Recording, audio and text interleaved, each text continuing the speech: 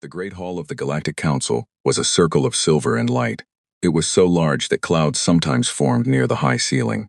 In the center of the hall stood the human delegation. There were only 5 of them, dressed in simple blue uniforms. Around them sat thousands of alien species. Some had scales, some had many eyes, and others were made of floating gas. None of them were smiling. High Chancellor Vale, a tall being with skin like polished gold and 4 narrow eyes, looked down from his high seat. His voice came through the translation boxes, sounding cold and heavy. "Humanity has broken the first law of the stars," Vale said. "You were given the keys to space. You were given the star drives and the energy grids. But you brought your old ways with you. You built weapons that can crack moons. You altered your own genes to make your bodies stronger and faster. You refused to let the Council monitor your digital minds. You are a virus of violence, and the galaxy will not catch your sickness." The leader of the humans was Ambassador Thomas Vance. He was an older man with gray hair and lines of tired worry on his face. He stood straight and did not look away from the Chancellor's glare. "We built weapons because the Outer Rim is full of monsters that want to eat our children," Thomas said. His voice was calm, but it was loud enough for everyone to hear. "We changed our genes because the planets you gave us were toxic and cold. We kept our minds private because a soul is not something you open for inspection. We have never attacked an innocent world." "Silence," the Chancellor ordered. A loud hum filled the room as thousands of alien representatives clicked their claws and stamped their feet in agreement with the leader. "The vote has already taken place. It is unanimous. The Terran species is hereby stripped of its membership in the Galactic Council. All trade agreements are cancelled. All treaties are dead. You have 30 standard days to pull all your people back into your home sector. After 30 days, any human ship found in Council space will be destroyed without warning. You are cast out." Thomas looked around the massive room. He saw the faces of aliens they had saved from plagues.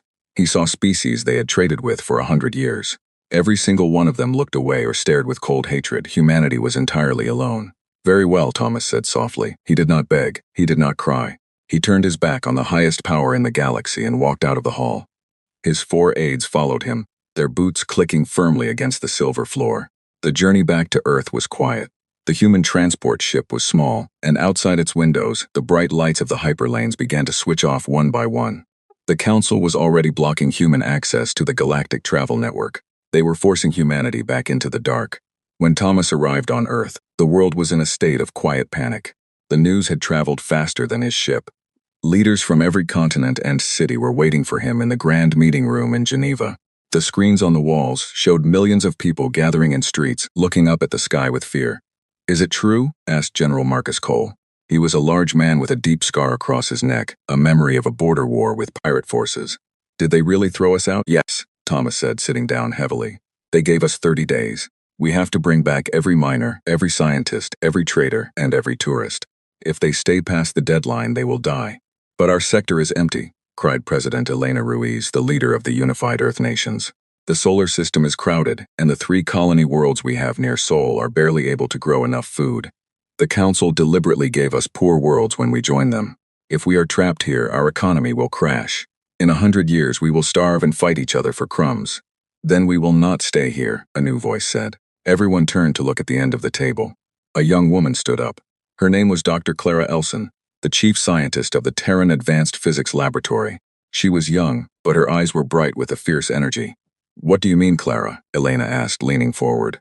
"The Council thinks they own the galaxy because they control the ancient network," Clara explained, pulling up a holographic map of the Milky Way. The map showed a web of bright blue lines connecting thousands of stars. But there were huge areas of the map that were completely black. "They only travel along the paths left behind by the species that lived before us. They are afraid of the deep dark. They think that if a star does not have a Council hypergate, it does not exist. The deep dark is full of spatial storms and dead zones," General Cole murmured. "No ship can survive a jump into those areas. The gravity shifts will tear a hull apart." "A Council hull will tear apart," Clara corrected him, a small smile breaking through her serious expression. "Because their ships are built on old stolen technology that they do not truly understand. They just follow the recipe book. But we are humans. When the Council gave us bad ships, we took them apart. We figured out how they work. My team has been building something different. We call it the Void Engine." She tapped the table, and the map changed. A small red dot appeared far away from the Council's territory, past the edge of the known galaxy. It was a region known as the Perseus Veil, a place of thick dust clouds, black holes, and violent radiation. To the Council, it was a graveyard. To Clara, it was something else. The Void engine does not use the Council's hyperlanes, Clara said. It punches a hole directly through the fabric of space. It is dangerous, yes. It requires immense power. But it can take us past the Council's borders. It can take us to places where they will never dare to follow. The room became completely quiet. The leaders looked at the map, then at each other. The choice was clear. They could stay in their small corner of space, slowly dying under the eyes of a hostile galaxy. Or they could leap into the terrifying unknown. How long to fit this engine onto our transport ships and colony fleets? General Cole asked. If we work 24 hours a day, using every factory on Earth and Mars. 3 weeks, Clara replied. Then do it, President Elena Ruiz said, her voice turning to steel. We will not wait for them to starve us out. We will leave on our own terms. The next 3 weeks were a time of human history that would be remembered for thousands of years. The old differences between nations vanished overnight. Factories in Asia, America, Europe, and Africa worked without stopping. Great colony ships, massive cargo haulers, and simple mining vessels were lined up in orbit around Earth and Mars. Thousands of engineers worked in spacesuits, welding the strange, bulky Void engines onto the backs of human starships. On the 29th day, the solar system was quiet. The cities on Earth were dark, because most of the power had been sent to the orbital shipyards. Billions of people had packed their lives into small bags and boarded the giant evacuation ships. Nobody wanted to be left behind under the shadow of the Council's threat. In his flagship, the Vanguard, General Cole watched the radar screens. A fleet of Council warships had appeared at the edge of the solar system. They were sleek, silver ships shaped like hunting birds, their weapons glowing with a cold blue light. They had come to watch the humans leave, or to kill them if they failed to move. High Chancellor Vale's face appeared on the Vanguard's main screen. Your time is up, humans. Leave the sector immediately, or you will be fired upon. General Cole looked at the alien leader. We are leaving, Chancellor, and we are taking everything with us. Where will you go? Vale asked, his voice full of cruel amusement. You cannot survive without our trade. You cannot live on the rocks of your own small home. You will crawl back in a few years begging for our mercy. Do not hold your breath, Cole said. He cut the transmission. He turned to his crew. Activate the Void engines. All ships, jump on my mark. Across the human fleet, thousands of strange boxy engines began to glow with a deep, angry purple light. The space around the ships began to twist and bend. To the watching Council warships, it looked like the universe itself was tearing open. 3, 2, 1, jump, Cole commanded.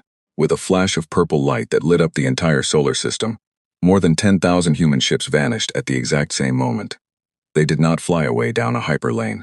They simply ceased to exist in that part of space. The Council warships scanned the area, but there was nothing left. No debris, no radiation trails, nothing. Humanity was gone. Inside the Void, the journey was a nightmare of noise and color. The walls of the ships groaned under immense pressure. People held onto their seats, praying to whatever gods they believed in. Clara Elson watched her instruments closely. The heat in the engines was rising rapidly, but the hulls were holding. Human steel was heavy, thick, and strong. It was not elegant like alien glass, but it did not break. For 3 days, the fleet moved through the dark where time did not exist. Then, with another violent shake, the engines shut down. The window shutters of the Vanguard opened. General Cole looked out, his mouth falling open in shock. Clara joined him, gasping for breath. They were no longer in the dark. They were surrounded by a beautiful glowing cloud of gold and green gas. But inside this cloud, there were thousands of stars. And around those stars were worlds, hundreds of them, green and blue, rich with water and life, completely untouched. The dust cloud of the Perseus Veil had hidden a secret paradise from the galaxy. My God, Cole whispered. It is beautiful. It is ours, Clara said, tears in her eyes. The Council didn't want us. So we will build our own home. And there, in the deep dark, where no alien dared to look, the kingdom of humanity began its first day. 10 years had passed since the Great Jump. In the heart of the Perseus Veil, what was once a fleet of refugees had become something magnificent. The humans did not build separate nations or fight over borders anymore. The pain of being cast out had welded them into a single, unbreakable people. They called their new home the Terran Kingdom. The capital world was named New Avalon. It was a massive planet, larger than Earth, with 3 silver moons and oceans that glowed softly under the light of a golden sun. Where there had once been wild forests and empty plains, a great city now stood. It was not made of the cold, delicate glass preferred by the Galactic Council. It was built of dark gray stone, heavy steel, and warm timber. The buildings were grand and tall, built to last for generations. In the center of the city stood the keep of the first king. The people had chosen Thomas Vance to be their leader, not as a president, but as a king. They wanted someone who represented stability, a father figure for a species that had lost its home. Thomas sat at a long wooden table in the Great Hall, looking at reports from the outer sectors of the kingdom. "We have finished the orbital shipyards around Nova Scotia," General Marcus Cole said, walking up to the table. He looked older now, his hair completely white, but his posture was as straight as a sword. He wore a dark blue uniform with gold trim, the uniform of the Royal Terran Navy. "We are now producing 20 heavy cargo ships and 5 security frigates every month. Our steel production has tripled since we tapped the iron asteroids in the third ring." "The farms?" King Thomas asked, his voice deep and warm. "The soil on New Avalon and the sister world of Demeter is incredibly rich, Your Majesty," replied Queen Elena, who acted as the head of the Civil Council. "We are growing more food than we can eat. The storage domes are full. For the first time in human history, no child goes to bed hungry anywhere in our territory. We don't need the Council's trade. We never did." Thomas smiled, but his eyes remained watchful. "And what of Dr. Elson's work? Have we secured our borders?" "The void gates are active," a voice called out from the doorway. Clara Elson walked into the room. She was no longer the young scientist in a lab coat. She was now the grand scholar of the kingdom, wearing a long robe of deep purple, though she still had grease on her fingers from her latest experiments. "We have placed hidden scanners all along the edge of the Perseus Veil. If any council ship tries to enter the dust cloud, we will know before they even cross the boundary. Furthermore, our void gates allow our ships to travel between our 20 colony worlds in minutes, completely bypassing the need for hyperlanes." "Good," Thomas said. "The Council thinks we are dead or starving. Let them keep thinking that. Peace is a rare gift, and I want our people to enjoy it for as long as possible. But peace is a fragile thing in a universe full of greed." Far outside the borders of the Terran kingdom, the galaxy was changing. The Galactic Council had grown arrogant. Without humanity's strong soldiers and clever engineers to protect the outer rims, pirate fleets and rogue factions had begun to attack Council trade routes. The Council's sleek, beautiful ships were excellent for show, but they were weak in a real fight. One day, a small, battered ship emerged from the thick dust clouds at the edge of the Terran kingdom. It was not a human ship. It belonged to the Krell, a lizard-like species that had once been friendly neighbors to humanity before the exile. The ship was burning, its engines spitting sparks, and its hull was covered in scorch marks. 2 Royal Navy frigates immediately surrounded the alien vessel. The human captains were cautious, but when they heard the distress call, they did not fire. "Help us," the Krell captain cried through the radio, his voice shaking with terror. "The Council has abandoned us. The Blood Raiders are destroying our world. We remembered the humans. We remembered your kindness. Please, save us." The Krell ship was towed to an orbital station, and its crew was brought down to New Avalon. The Krell captain, a small reptile named Turok, knelt before King Thomas in the Great Hall. His scales were dry and he was wounded. "Rise, Captain Turok," Thomas said, stepping down from his chair. "A guest does not kneel in the kingdom of man. Tell us what has happened." Turok stood up, his tail twitching with anxiety. "After you were cast out, the Council raised the taxes on all the smaller species. They said they needed more money to build defenses. But when the Blood Raiders, a massive pirate empire from the deep outer rim, attacked our world, the Council refused to send help.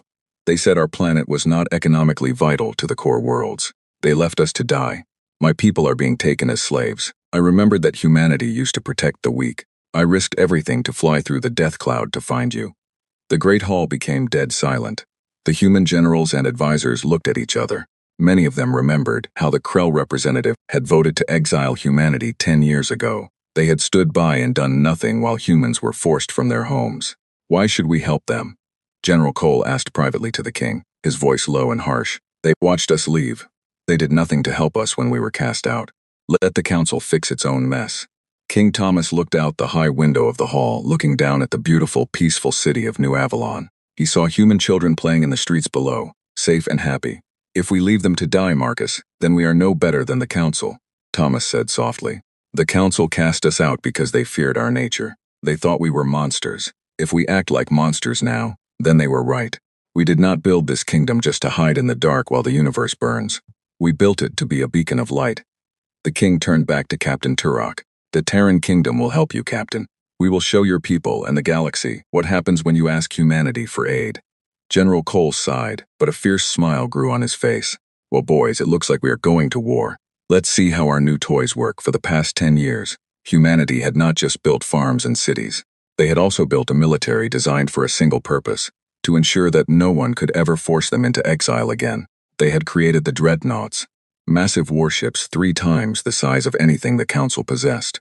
These ships were covered in thick layers of heavy iron alloy armor and carried weapons that fired solid slugs of metal at near the speed of light. They did not use the elegant plasma weapons of the aliens, they used raw kinetic force. The flagship of the fleet was the King George. It was a mountain of black steel, 2 kilometers long, with a massive void engine humming in its belly. General Cole took command of the rescue fleet, consisting of the King George and 12 heavy cruisers. Captain Turok boarded the flagship, his eyes wide with amazement as he looked at the sheer size and power of the human technology. "Your ships? They are so heavy," Turok whispered. "They look like they belong on the ground, not in the stars." "They fly just fine, son," Cole said, patting the metal console. "And they don't break when someone shoots at them. Hold on to something. We are skipping the hyperlanes." The 13 human ships activated their void engines. The space in front of them tore open in a flash of purple light, and the fleet plunged into the dark. A few hours later, near the Krell home planet of Saurus, a scene of terrible destruction was taking place. A fleet of 50 pirate ships, ugly, jagged vessels made of junk and stolen armor, was bombarding the planet. Fires burned across the green surface of the world. The pirate leader, a giant alien with 4 arms, laughed as his ships captured fleeing civilian transports. Suddenly, the space above the planet shook. 13 purple tears opened in the sky. Out of the tears stepped the human fleet. They did not arrive at the edge of the system. They arrived directly in the middle of the pirate formation, their black hulls blocking out the starlight. The pirate leader stops laughing. "What are those? Those are not council ships. This is General Marcus Cole of the Royal Terran Navy." A voice boomed over all radio channels. "You are attacking friends of the kingdom. Drop your shields and surrender, or we will erase you from the sky." The pirate leader roared in anger and ordered his ships to attack. Hundreds of plasma beams hit the side of the King George. The energy flashed against the human armor, melting the outer paint but doing no real damage. The thick steel plates absorbed the heat easily. "Our turn," General Cole said calmly. "Fire all kinetic batteries." The human ships did not fire bright light beams. They fired heavy, solid metal slugs. The sound of the massive cannons vibrating through the hull was like thunder. The slugs traveled so fast they could not be seen. When they hit the pirate ships, they did not just drain the shields. They tore right through them, punching clean holes through the alien hulls, causing the pirate vessels to explode from the inside out. In less than 10 minutes, half of the pirate fleet was turned into floating scrap metal. The remaining pirate ships turned and fled in absolute terror, jumping away into hyperspace as fast as their engines could carry them. The Krell people on the planet below looked up at the sky in wonder. The monsters that had been destroying their world had been broken in minutes by a mysterious, powerful fleet of black giants. Captain Turok wept with joy as he saw his homeworld saved. He turned to General Cole and fell to his knees. Thank you, human. The galaxy forgot you, but you did not forget mercy." Cole helped the alien up, a grim smile on his face. "Go tell your people that humanity is back. And we have built our own kingdom." The news of the Battle of Saurus spread across the galaxy like wildfire. It was a shock to the system. For 10 years, the Galactic Council had told everyone that humanity was a dead species, a group of violent savages who would starve in the dark corners of the universe. Now, story spreading of massive black ships made of iron, weapons that could shatter cruisers in a single shot, and an army that traveled without using the Council's hyperlanes. In the High Hall of the Galactic Council, there was chaos. Representatives from hundreds of smaller worlds were shouting and slamming their fists on their desks. "You told us they were gone," shouted the representative of the Valari, a bird-like species. "But they just saved the Krell. The pirates were destroying a world, and the Council did nothing. The humans came out of nowhere and destroyed 50 enemy ships in minutes. We want protection, or we will leave the Council too." High Chancellor Vale struck his golden gavel against the desk, his 4 eyes burning with rage. "Silence. The humans are a lawless threat. They are using forbidden technologies. They have built an illegal military. We do not know where they are hiding, but we will find them, and we will finish what we started 10 years ago." But behind his angry words, Vale was terrified. The Council's spies had brought him pictures of the human dreadnoughts. They looked like mountains of steel.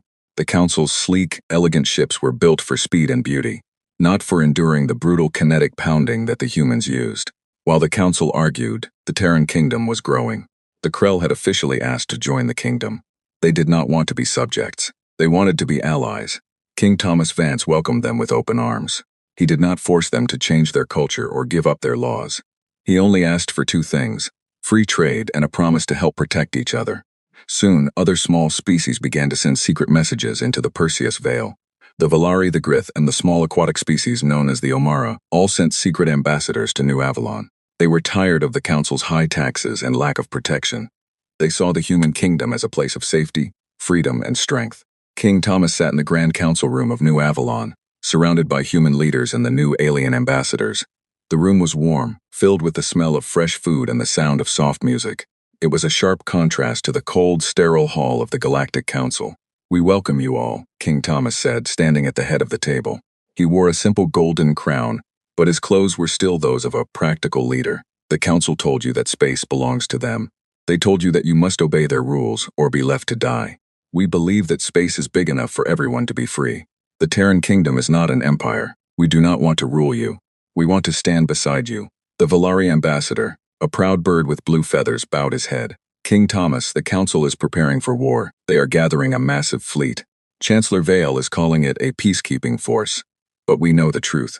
They are going to search the edges of the galaxy until they find your home. If they find you, they will destroy everything you have built." General Marcus Cole leaned forward, his large hands resting on the table. "Let them try. Our scanners show that their fleet is large, yes. They have 500 ships. But their ships are built like glass toys. They use shields that can stop plasma, but they have no defense against a 2-ton chunk of iron flying at 30,000 miles per second. We must not be arrogant, Marcus, Doctor," Clara Elson warned, stepping up to a large holographic projector. "The Council has one advantage: numbers. If they find our colony worlds, they can overwhelm our defense stations before our main fleet can arrive, and their hyperlanes allow them to move quickly between the core systems." "Then we change the map," Clara said, her eyes flashing with excitement. She tapped the projector, and a map of the Galactic Council's territory appeared. The Council relies entirely on their hypergates. These gates are ancient machines that open the lanes. If we can place a device near a hypergate, we can send a high-frequency void signal that will temporarily shut the gate down. We can split their big fleet into small pieces. We can lock them in their own rooms. "Is that possible?" King Thomas asked. "Yes, but it requires a secret mission," Clara explained. "We need to plant these signal boxes on 3 major hypergates at the edge of Council space. If we do that, their fleet will be trapped in the core worlds, unable to move out to attack our new allies or search for us." "I will lead the mission," said a young woman sitting near General Cole. Her name was Captain Sarah Vance. She was the king's daughter, a brave pilot who had grown up in the years following the exile. She had her father's calm determination and her mother's sharp mind. "Sarah, it is too dangerous," King Thomas said, his heart aching at the thought of losing his only child. "If you are caught by the Council, they will execute you as a rebel and a spy." "Father, the Council cast us out when I was a child," Sarah said, looking directly into her father's eyes. "I remember the fear on people's faces. I remember how cold it was in the dark when we didn't know if we would find a home. We have built something beautiful here. The aliens who are joining us are doing so because they trust us to protect them. I am a pilot of the Royal Navy. It is my duty to ensure our future is safe."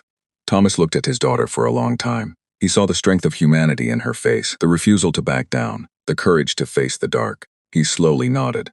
"Very well, Captain Vance," the king said, his voice thick with emotion. "Take the Shadow, our best stealth frigate. May the light of Earth guide you." The Shadow was a new kind of ship. It was small, completely black, and used a special hull coating that absorbed all radar and light. It did not use a standard engine. It drifted through space like a ghost, silent and invisible. 2 days later, Sarah and her small crew arrived at the first target, the hypergate of the Vega system. It was a massive silver ring floating in space, surrounded by Council guard ships. The guard ships were beautiful, but their crews were lazy, confident that no one would ever dare to approach a Council facility. "Move us in close," Sarah whispered to her pilot. "Keep the systems at 0 emissions." The Shadow drifted past the sleek alien cruisers, so close that Sarah could see the lights inside their windows. Her heart pounded in her chest, but her hands were steady on the controls. A human spacewalker stepped out of the airlock, floating silently through the dark. He attached a small black box to the side of the giant silver ring, then floated back inside. "First box is set," the crewman reported. "Good. Move to the next target," Sarah ordered. For 5 days, Shadow played a dangerous game of hide-and-seek with the Council Navy. They planted the second box at the Deneb Gate, and the third at the Orion Gate. It was a perfect operation, done without firing a single shot or raising a single alarm. However, as they were turning to leave the Orion system, a sudden solar flare from the nearby star flashed across space. The massive burst of radiation blinded the Shadow stealth sensors for a few seconds. On the radar of a nearby Council cruiser, a small blip appeared. "Alert. Unknown vessel detected, the alien captain shouted. A fire attractor beam, capture them. A bright beam of blue energy shot out from the council ship, locking onto the shadow. The little human ship shook violently as it was pulled toward the giant alien cruiser. Captain, we are caught, the pilot cried. Our engines don't have enough power to break the beam. Sarah Vance did not panic. She looked at the giant alien ship on her view screen. She knew that if they were captured, the council would find the signal boxes, and the plan would fail. The Terran kingdom would be exposed. Low to the kinetic torpedo, Sarah said, her voice dropping to a calm, icy whisper. But Captain, we are a stealth ship. If we fire, our location will be completely revealed to every ship in the system. Then we make sure they don't have time to do anything about it, Sarah said. Target their tractor beam projector. Fire. A single heavy metal spike shot out from the front of the shadow. It didn't flash or glow. It simply struck the council ship's tractor beam dish at incredible speed. The dish shattered into a million pieces. The blue beam snapped. Engage void engine, now, Sarah yelled. Before the council ships could fire their weapons, the shadow tore a hole in space and vanished in a cloud of purple sparks. Back on the council cruiser, the alien captain looked at his broken sensor screens in absolute disbelief. A tiny ship had just destroyed his main weapon with a piece of flying metal and then disappeared into thin air. Sarah's mission was a success. The traps were set. The Alliance of the Weak was forming under the banner of the Human King, and the Galactic Council had no idea that their doors were about to be locked. High Chancellor Vale stood before his grand fleet. 500 warships, shining like silver jewels, were lined up in the space near the core worlds. This was the largest army the Galactic Council had gathered in 200 years. They were ready to sweep the galaxy, find the hidden humans, and destroy them completely. The hour of cleansing has arrived, Vale announced to his fleet commanders over the secure network. The humans have infected our subject worlds. They have convinced the Krell and the Valari to rebel against our rule. We will find their hidden nest, we will burn their worlds, and we will remind the galaxy that the Council is the supreme authority. Forward. The massive fleet began to move toward the outer hypergates. They intended to use the gates to jump across the galaxy in a matter of hours, crushing any rebellion before it could start. But as the first group of Council warships approached the Vega hypergate, the giant silver ring suddenly began to shake. The blue light inside the ring turned a dangerous, violent red. Sir, something is wrong with the gate, an alien technician shouted from the control room of the flagship. The energy frequencies are twisting. It's an external signal. It's overriding our computers. In a flash of purple light, the Vega hypergate shut down. The light died, leaving only a cold ring of dead metal. Moments later, messages flooded in from the other sectors. The Deneb gate was dead. The Orion gate was dead. The entire hyperlane network that connected the Council to the outer rim had been cut off. The giant silver fleet was suddenly trapped in its own home territory, unable to move out into the wider galaxy. How is this possible? Chancellor Vale roared, slamming his golden fist into his desk. Who did this? The humans, Chancellor, a cold voice said. Vale turned to his main view screen. The screen cracked with static, and then the face of King Thomas Vance appeared. He was sitting on his stone throne in New Avalon, looking calm and powerful. Hello, Chancellor Vale, Thomas said. His voice was heard not just by the Chancellor, but by every ship in the Council fleet, and every world in the core systems. Humanity had hacked their communication network. 10 years ago, you cast us out into the dark. You told us we were a disease. You thought we would die without your walls and your trade. Human barbarian, Vale spat. You have committed an act of war. We will hunt you down. You cannot hunt anything, Chancellor, Thomas replied smoothly. We have locked your doors, your fleet is trapped. For 10 years you ignored the outer worlds. You let pirates attack them while you took their taxes. Now, those worlds have chosen a new protector. The Krell, the Valari, the Grith, and 20 other species have joined the Terran kingdom. We are no longer a group of refugees. We are an empire of free peoples. You are nothing but thieves and monsters, Vale screamed. We are humans, Thomas corrected him, and we protect our friends. If your fleet stays in the core worlds, you will live. But if you try to fix those gates, or if you send ships into the outer rim, we will meet you in battle. The age of the Council is over. The screen went black. Chancellor Vale was shaking with rage. His pride could not accept this humiliation. To be locked away by a species he considered to be animals was too much to bear. Bring the engineering ships, Vale ordered. Use all our power to force the Vega gate open. I don't care if it blows up. We are going to war. It took the Council 3 days of intense work and massive power consumption to break the human signal box on the Vega gate. The ring flared back to life, but its energy was unstable. Vale did not care. He ordered a force of 200 warships to jump through the gate immediately, heading directly for the sector. where the human ships had been spotted during the rescue of the Krell. When the Council fleet emerged from the hyperlane near the Saurus system, they found that the humans were already waiting for them. But it was not a small rescue fleet this time. It was the full might of the Royal Terran Navy. 50 human dreadnoughts stood in a wall of black steel. Behind them were hundreds of cruisers and frigates, provided by both humanity and their new alien allies. The Krell and Valari ships flew alongside the human giants, their flags waving proudly in the starlight. In the center of the human line was the King George, commanded by General Marcus Cole, and beside it was the Vanguard with Captain Sarah Vance at the helm. The Council fleet commander, an arrogant admiral named Kalen, looked at the human formation. He saw that they were outnumbered 4-1 by his sleek, advanced ships. They think their big iron boxes can save them, Admiral Kalen laughed. All ships, advance, fire all plasma cannons. Show them the power of the Council. The Silver Fleet moved forward like a wave of light. Hundreds of bright blue plasma beams shot out from their ships, crossing the dark space and striking the human line. The sky was filled with blinding flashes of energy. Inside the King George, the alarms were chiming, but there was no panic. Shields are down to 80%, armor is holding at 99%, the officer reported. The alien plasma is heating the outer plates, but the cooling systems are handling it. General Cole sat in his command chair, calmly chewing on a piece of dried tobacco. He waited until the Council fleet was in close range, close enough that he could see the individual silver hulls. All right, children, Cole said into his microphone. They've had their fun. Let's show them how we do things in the kingdom. All ships, release the thunder. The human dreadnoughts opened their main battery ports. These were not light weapons. These were massive electromagnetic railguns, running the entire length of the giant ships. When they fired, space itself seemed to shake. Hundreds of heavy tungsten slugs, each the size of a large house, were launched at a fraction of the speed of light. They hit the Council fleet like a solid wall of iron. The elegant silver shields of the alien ships did not stop them. The shields were designed to deflect energy, not to stop 1,000,000 tons of fast-moving metal. The slugs smashed through the shields instantly. They hit the beautiful silver hulls, crushing them like empty tin cans. A single shot from a human dreadnought went right through a Council cruiser from front to back, splitting the ship in half before exploding its reactor. The space was filled with bright, white explosions as dozens of Council ships were destroyed in the first seconds of the human attack. What is happening? Admiral Kalen screamed as his flagship shook violently. A slug had just torn away his left engine wing, leaving the ship spinning out of control. Our shields are useless.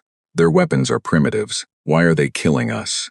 Because metal doesn't care about your beauty, alien, General Cole said. Though Kalen could not hear him, the battle was a complete disaster for the Council. The human ships were too tough to kill, and their weapons were too destructive. The alien fleet, which had never fought a real war against a strong enemy, fell into a panic. Ships began to crash into each other as they tried to turn around and flee back to the hypergate.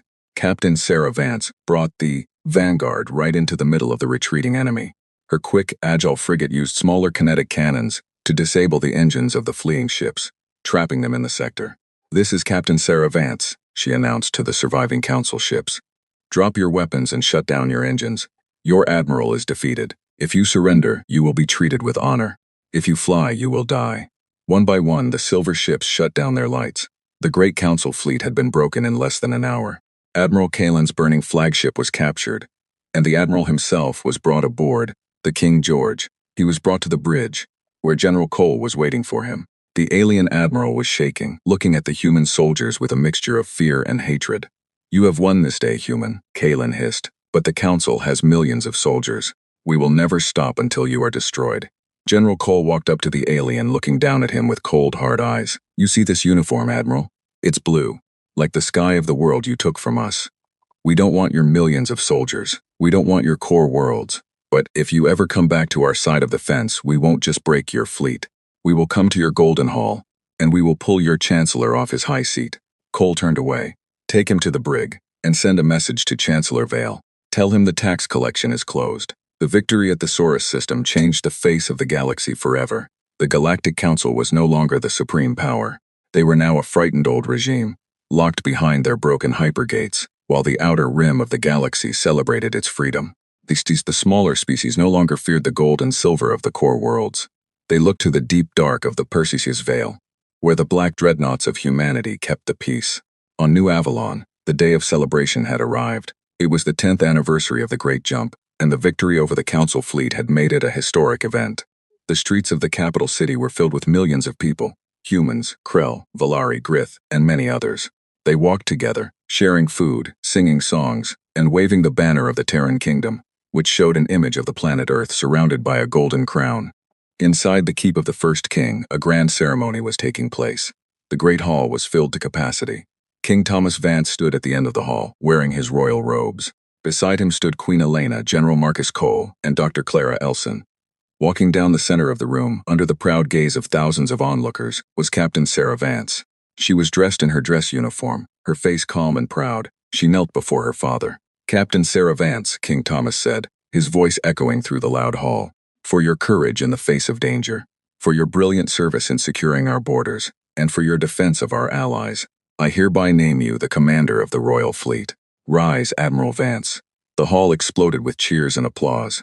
The alien ambassadors clapped their hands and clicked their claws with a wild enthusiasm. Sarah stood up, a bright smile on her face, and saluted her father, then turned to face the crowd. Later that evening, the celebration moved outside. The 3 silver moons of New Avalon shone brightly in the night sky, and the golden clouds of the Perseus Veil glowed softly, casting a beautiful light over the entire planet. Fireworks of purple and gold filled the air, mimicking the flash of the void engines that had brought them to this paradise. King Thomas walked out onto the high balcony of the keep, looking out over his kingdom. He looked older now, the weight of a whole species resting on his shoulders, but his heart was full of peace. General Cole joined him, carrying 2 glasses of dark human whiskey. He handed one to the king. "A good night, Your Majesty," Cole said, taking a sip.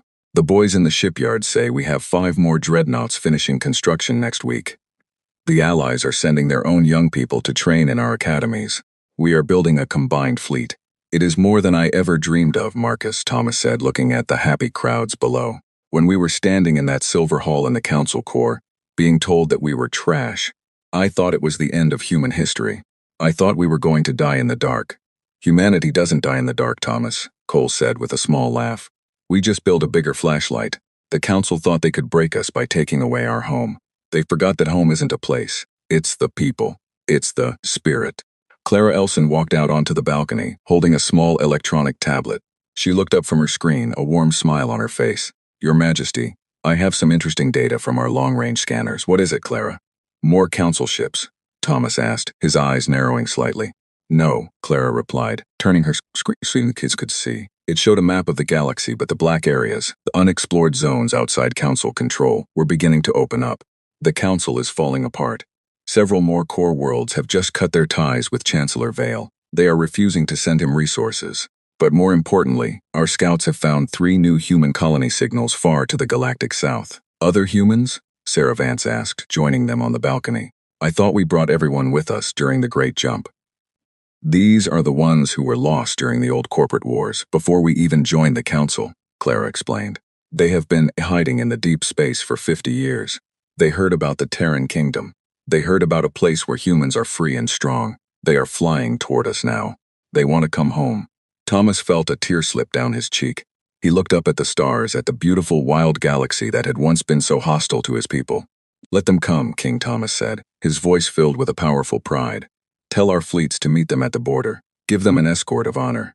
Let every human know, no matter how far away they are, that they have a kingdom now. A kingdom that will never abandon them." Down in the streets, the music played on.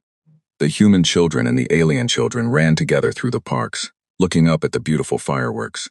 They did not know the fear of the old days. They did not know what it felt like to be banned, or cast out, or told they were not good enough. They only knew the safety, the warmth, and the heavy iron protection of the Terran Kingdom. Humanity had been thrown away by the stars, but they did not cry and they did not beg. They went into the deep dark, they conquered the void, and they built a kingdom of their own. A kingdom that would stand, strong and unbreakable, for 1,000 years to come.